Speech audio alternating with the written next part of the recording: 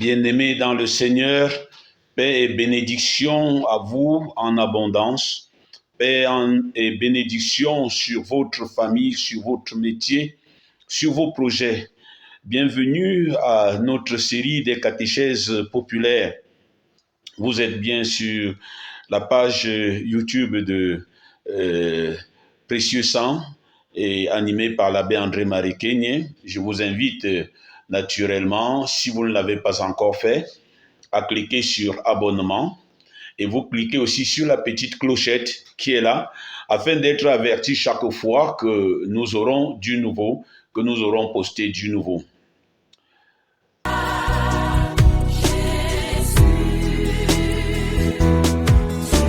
Bien-aimés dans le Seigneur, nous voulons parler aujourd'hui de l'art de rendre Dieu présent dans notre famille.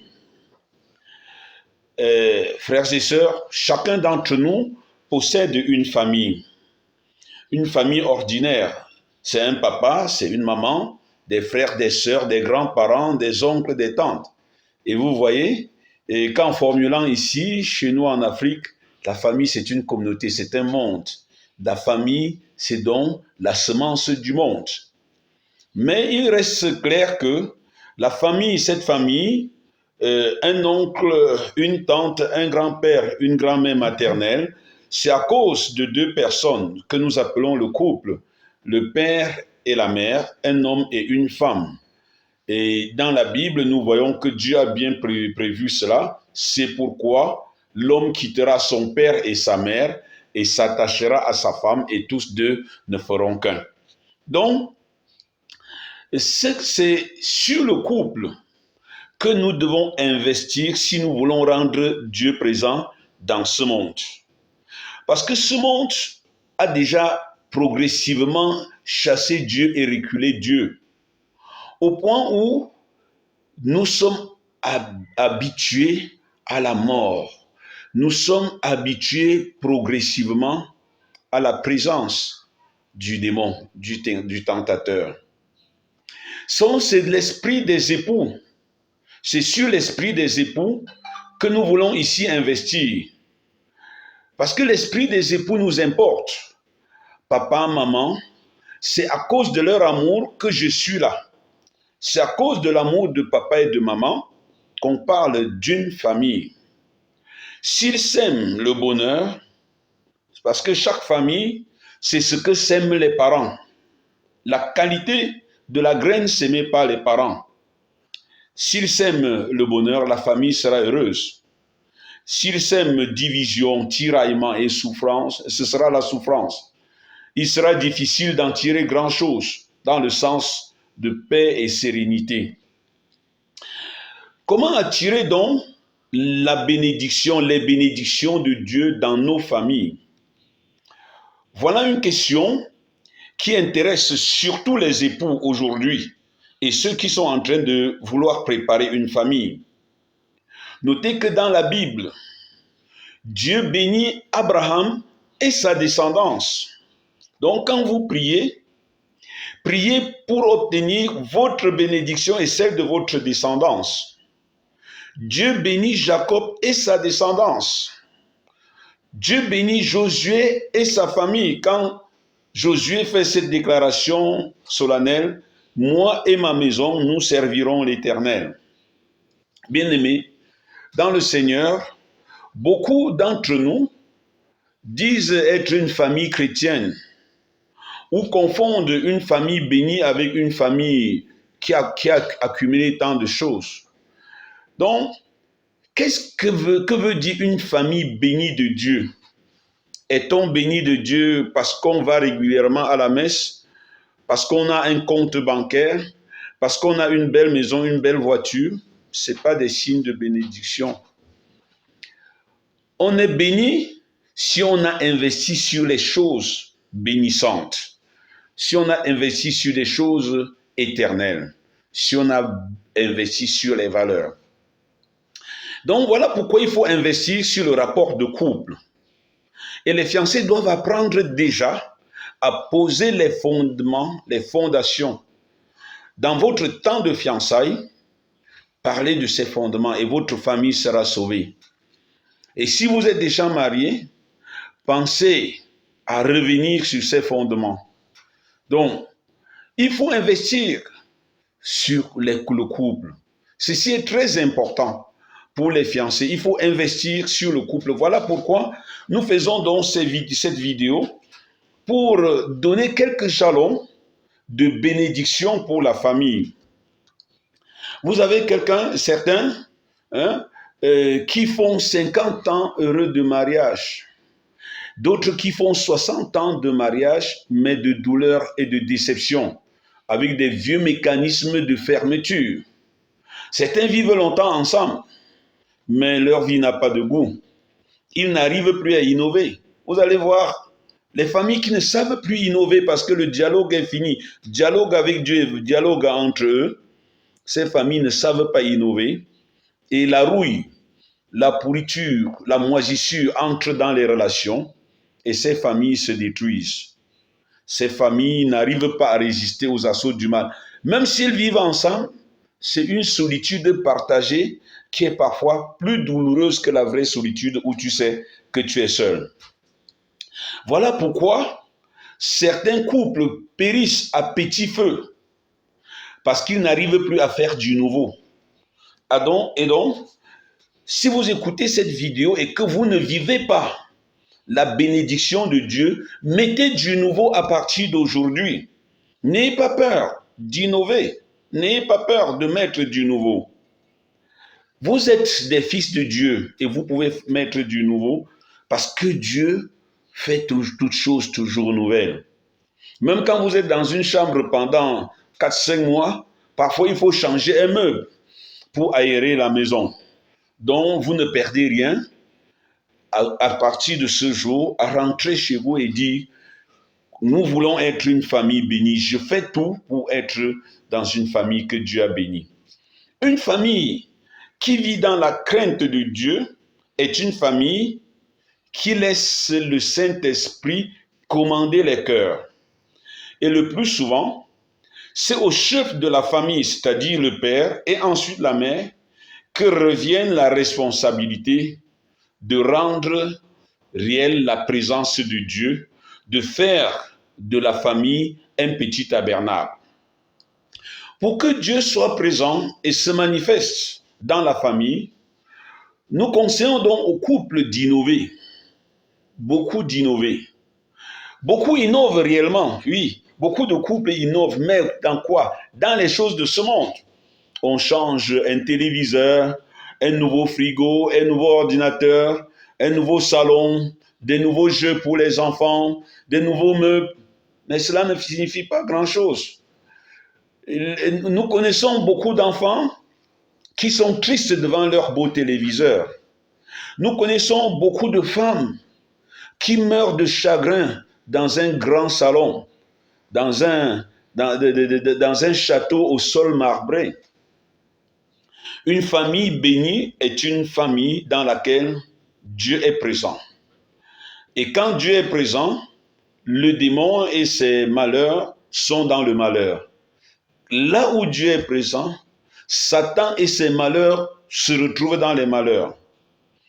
Pour que Dieu soit présent dans votre famille et la rende heureuse, il faut l'inviter chez soi, il faut l'inviter dans son cœur. Nous le voyons à l'occasion des noces de Cana. Jésus, Marie et ses disciples étaient là. Et vous savez comment la fête s'est terminée. Ils étaient les invités de cette famille. Nous le voyons dans le couple de Tobie. La mort avait frappé les précédentes alliances. Nous y reviendrons. Pourquoi le couple de Tobie a survécu? La clé, le secret, c'est qu'ils ont rendu Dieu présent dans leur couple par la prière. Par la prière et par la chasteté. Une famille bénie est donc loin d'être une famille remplie des choses de ce monde. Mais c'est celle qui est remplie des choses éternelles, des choses divines. Il y a des maisons dans lesquelles le frigo est toujours rempli. Les murs sont décorés de luxe. Mais dans ces familles, la mort et la désolation règnent en maître. Il y a des familles dans lesquelles les comptes financiers sont suffisamment fournis, mais le compte du cœur, le compte émotif est si pauvre qu'on a pitié de ces pauvres personnes. Pour cela, il faut comprendre qu'une famille qui veut être heureuse doit investir, doit ranger, doit surcharger sa maison des choses divines, des choses éternelles, afin de pouvoir affronter le tentateur. Il y a des maisons dans lesquelles nous trouvons des enfants malheureux et tristes, devant des tables remplies, garnies de viande, de mayonnaise, de camembert et de grand vin. Il y a des familles dans lesquelles il y a une femme qui souffre avec un frigo immensément plein, des bijoux en or. Elle est blessée dans son fond. Il y a un homme qui fait des crises avec une voiture haut de gamme et plusieurs voitures même dans son parking. On peut dire sans se tromper qu'une famille bénie n'est pas une famille, comme on peut dire, matériellement riche. Il faut la chercher ailleurs. C'est une famille qui a tissé une relation permanente avec Dieu. Bien-aimé dans le Seigneur, donc il faut investir sur sa propre famille, car le tentateur, laissez-moi vous le dire, et je crois que vous le savez mieux que moi, le tentateur est en train de détruire les familles dans le monde par plusieurs moyens. Le tentateur est en train de séduire les gouvernants de ce monde, de séduire les décideurs de ce monde, et de séduire même à l'intérieur de nos familles le père, la mère et les enfants, afin de détourner les familles de leur nature originelle.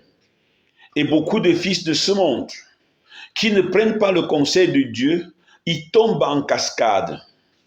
Et la politique et les médias nous habituent désormais à des styles de famille qui ne plaisent pas au Créateur, des qualités de famille diaboliques qui ne plaisent pas au Créateur. Et le tentateur avance chaque jour avec de nouvelles stratégies pour détruire les familles, pour séduire ta propre famille afin de s'y installer et de détruire la paix qui est dans nos cœurs.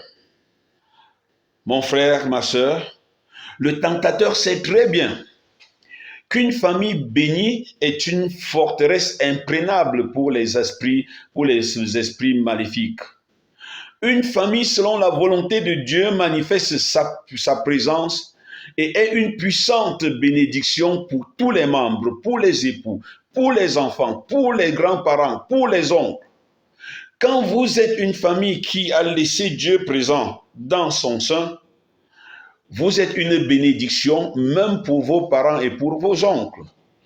Il faut donc cultiver une forte relation avec Dieu afin de pouvoir résister aux assauts du démon qui veut détruire nos familles. Aujourd'hui, même lorsque les familles sont exemplaires, il faut que les époux fassent de manière permanente les comptes avec le tentateur. Et le tentateur entre dans nos familles facilement aujourd'hui avec les choses des plaisirs de ce monde. Je ne dis pas qu'il faut s'en priver, mais il faut savoir que c'est là. Et quand vous savez que c'est là, vous devez vous demander comment faire pour que le démon ne prenne pas les commandes chez moi, mais pour que ce soit Dieu qui prenne les commandes chez moi. Laissez-moi vous dire que dans la Bible, dans une famille, que lorsque dans une famille, on cherche la bénédiction de Dieu, on doit regarder les exemples dans la Bible. Elle comporte une longue tradition de familles qui sont bénies. Dieu ne bénit pas seulement, par exemple, Abraham, il le bénit lui et sa descendance, et tous ceux qui invoqueront son nom. Josué n'accepte pas la loi du Seigneur tout seul. Il dit, moi et ma maison, nous servirons l'Éternel Dieu. Et Josué le déclare en public. Donc il n'a pas honte, il n'a pas peur de le faire en public. À plus forte raison, combien de parents qui ont peur devant leurs enfants d'inviter au moment le plus beau et le plus intime de la famille. Il y a 2 moments, ou bien 3. Le premier moment, c'est le partage du pain, manger ensemble.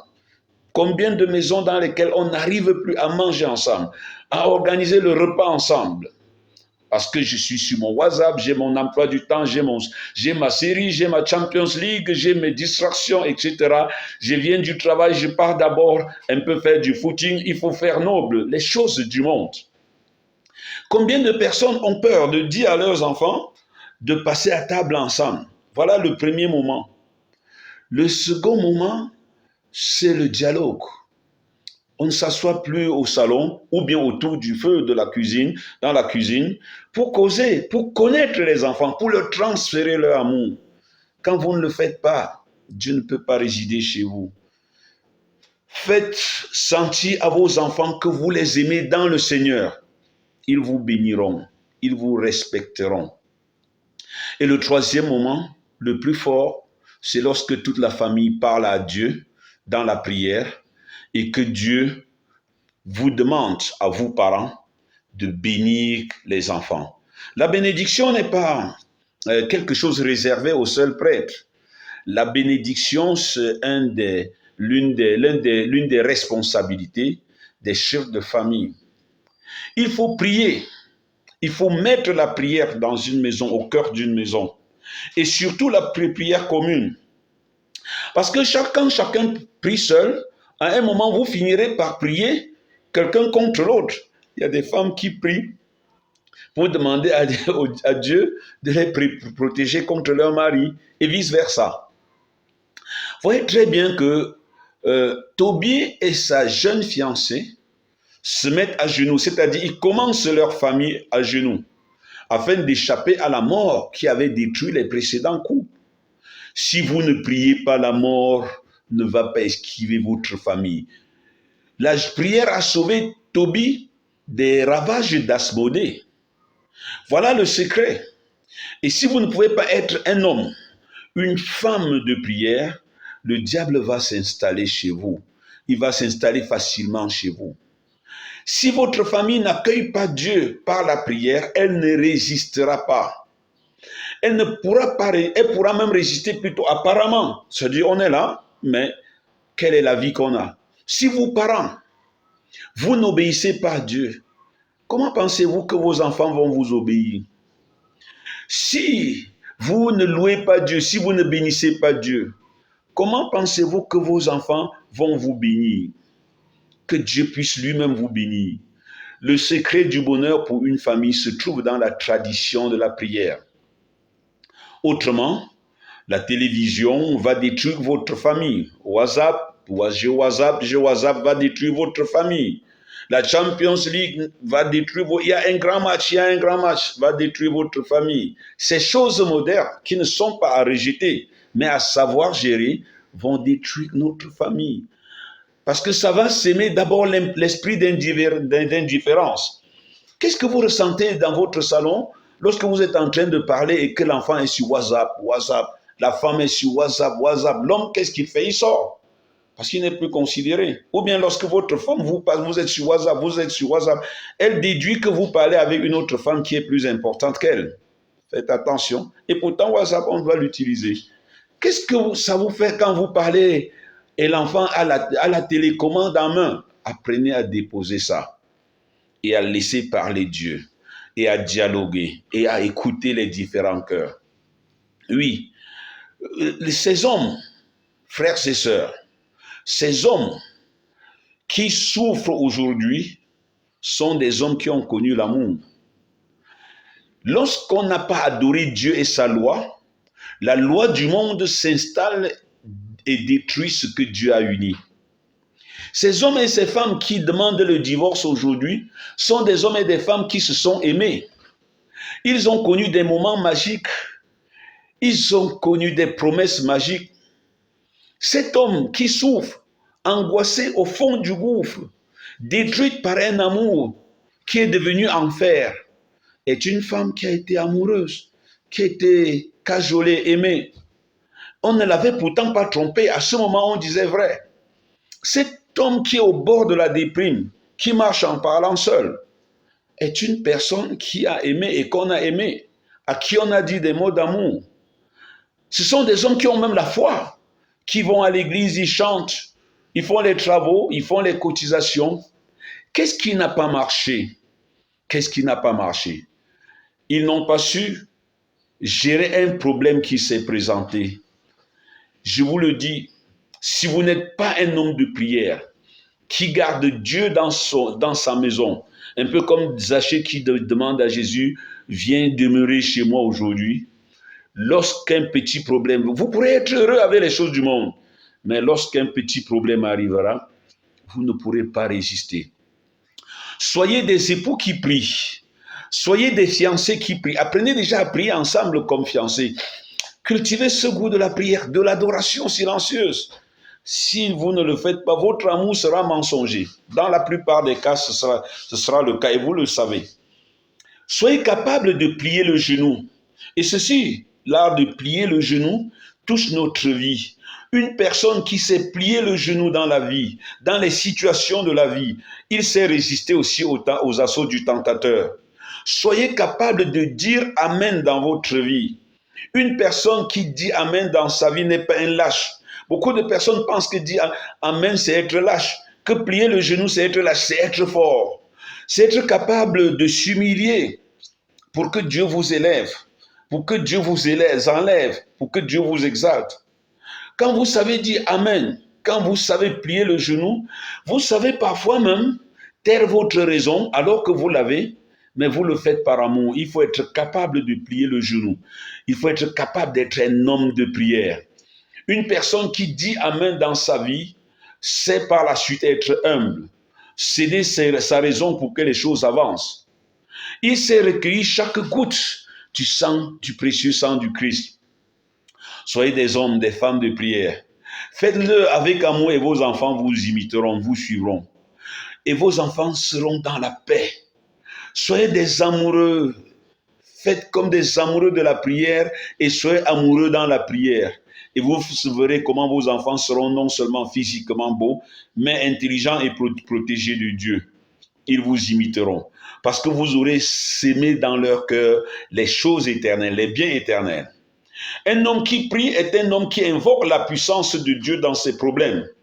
N'oublions pas que Paul nous annonce que la puissance de Dieu se manifeste dans notre faiblesse. Soyez des hommes de prière. Quand tu invoques Dieu, tu n'es plus seul dans ton problème. L'homme qui prie et qui sait lire la parole avec sa femme peut se soutenir, peut tenir debout quand la tempête arrive dans sa famille. Une femme qui ne prie pas, c'est une femme qui se bat seule. Un homme qui ne prie pas est un homme qui se bat tout seul. Et contre qui? Tout seul. Et contre qui? Saint Paul nous dit que nous nous battons contre des puissances spirituelles et invisibles. Alors, crois-tu que tu peux tenir tout seul, sans la prière, sans la lecture de la parole de Dieu? Méditez la parole de Dieu en couple, en famille. Lisez et partagez avec les enfants et laissez ressortir de vos cœurs les intentions de prière les uns pour les autres. Ne priez pas pour le match Argentine-Brésil ou bien pour que le feu s'éteigne. Priez pour vous parce que le premier défi du monde, c'est dans votre famille. Le premier défi du royaume des cieux, c'est dans votre famille. Quand nous ne prions pas, qu'est-ce que nous faisons? Nous laissons l'esprit du monde prendre la place de l'esprit de Dieu. Parce que ces puissances invisibles, ces puissances spirituelles se sont beaucoup rapprochées de nous aujourd'hui, sont entrées dans nos vies. Parce que pendant que vous êtes en train de parler au salon, votre enfant est en train de regarder un site pornographique sur son petit téléphone. Si vous n'avez pas prié, vous n'avez pas mis l'amour de Dieu dans son cœur, il ne vous respectera pas. Tout ce que vous direz, il sera perdu dans ce monde. Et demain, lorsqu'il passera son temps dans la dépravation, vous allez dire que c'est la société, c'est l'église, c'est l'école qui n'a pas fait. Parce que ces esprits sont entrés chez nous à travers les choses ordinaires, normales. Vous le savez, le diable prend toujours la créature de Dieu et la retourne. C'est Dieu qui a créé la pomme. Mais Satan en a fait l'occasion de la chute de l'homme. Donc WhatsApp, Facebook, la télévision sont des choses bonnes. Mais si vous ne priez pas, ça va vous dépasser. Ne dites pas que je maîtrise. Priez pour amener la puissance de Dieu et son amour dans la famille, afin d'en faire afin de faire de tous ces éléments, télévision, WhatsApp, Facebook, Instagram, Telegram, d'en faire des instruments de l'amour familial. Quand nous ne prions pas, nous ne pourrons pas échapper. Il faut la prière comme premier plaisir familial. Alors vous verrez que lorsque la prière devient un premier plaisir familial, après le bureau, après les chants, on court avec bonheur à la maison. Quand vous ne priez pas, il fait chaud dans votre maison. Et quand il fait chaud dans votre maison, vous êtes tenté de sortir. Et quand il fait chaud dans votre maison, quand vous sortez, vous croyez que la femme d'autrui est la femme qui doit vous consoler, à qui vous allez vous confier, alors que ce n'est pas vrai. Quand il fait chaud dans votre maison et que vous sortez, vous croyez que c'est tel homme qui est votre meilleur conseiller, alors que ce n'est pas vrai. Quand il fait chaud dans votre maison, mettez l'air dans votre maison avec la parole de Dieu, avec la prière. Il va apporter une bouffée d'oxygène. Rappelez-vous de David. On dit il faisait chaud dans la maison de David. Il sortit alors sur la terrasse. Il vit une femme, Bethsabée. Il a pris, et vous connaissez la suite, le meurtre et l'adultère. Quand vous ne priez pas, quand il fait chaud dans votre maison, vous serez... Quand vous ne priez pas, il fait chaud dans votre maison et vous serez tenté de sortir comme David. Quand vous priez, une bouffée d'oxygène, non pas d'oxygène mais de l'Esprit Saint, une bouffée de l'Esprit d'amour, de l'Esprit pur est présent dans tous les mots que vous prononcez devant Dieu. Même si le monde marche d'une manière, la prière vous empêche de marcher comme le monde demande. Parce que la tentation et le malheur dans certaines familles, c'est que ce sont même certaines femmes, ou bien certains hommes disent, ma femme m'a permis d'être adultère, elle tolère, ça ne la dérange pas pourvu qu'elle ne voit pas. Priez ensemble et vous allez voir que cet esprit va s'avérer faux, car ce n'est pas votre femme qui va vous juger. Ce n'est pas votre femme, c'est l'Esprit de Dieu qui va vous juger. Vous obéissez à votre femme parce qu'elle tolère l'adultère. Elle tolère la légèreté. Elle est déjà fatiguée de vous condamner pour la boisson. Après, elle tolère. Non, ne vous laissez pas envahir par l'esprit de ce monde. Le fruit de la prière, c'est la paix. Lisez la parole de Dieu et priez. Lisez un peu comme les épisodes d'un feuilleton. Et les feuilletons de Dieu arriveront chez vous. Soyez bénis.